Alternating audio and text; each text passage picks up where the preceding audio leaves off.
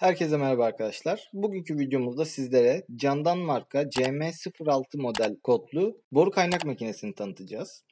Ürünümüzün kutu içerisinden şurada görmüş olduğunuz gibi bir tane su terazisi çıkıyor.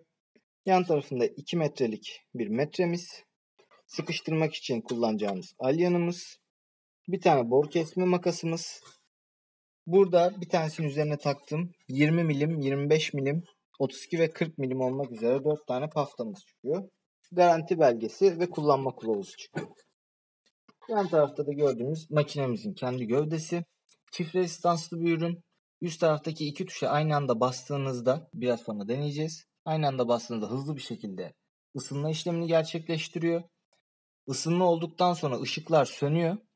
İsterseniz de bunun bir tanesini kapatıp tek rezistansla ısıtma işlemini devam ettirmesini sağlayabiliyorsunuz. Yan tarafında bir derece ayarımız var. Bu da 50'den 320'ye kadar değişkenlik gösterebiliyor. Yani şu güzel de bir ayağı geliyor içerisinden. Böyle plastik falan değil. Uzun ömürlü diyebileceğimiz bir ayak. Kendi kablosu yaklaşık 1 metre 30 santim kadar. Yani çok uzun değil. Çok da kısa değil. Çantası da gayet kullanışlı.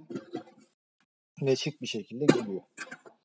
İsterseniz hemen şimdi bir de kullanmasını deneyelim. Öncelikle makasımızı deneyelim. Makasımızı şuradan açtık. Bu makası komple çekiyoruz. Borunun gireceği kadar bir mesafe oluşturuyoruz kendimize. Ondan sonra kesmek istediğimiz yer kadar ayarlayıp sonra makasımızı sıkıştırmaya başlıyoruz.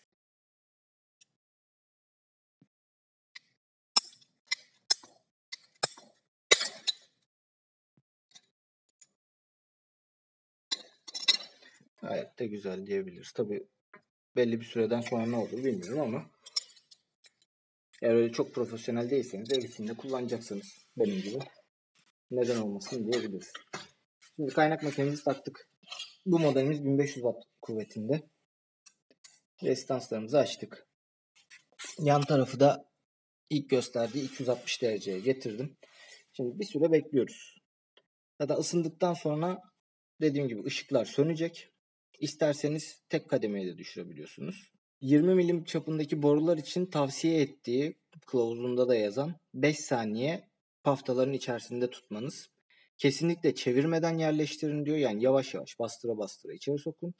Hızlıca çekip kaynağınızı gerçekleştirin diyor. Şimdi deneyelim bakalım nasıl olacak. Evet, makinemiz ısındı, ışığı söndü. Yaklaşık 25-30 saniye gibi bir süre harcıyor bu arada. Şimdi gelelim işlemimizi yapmaya.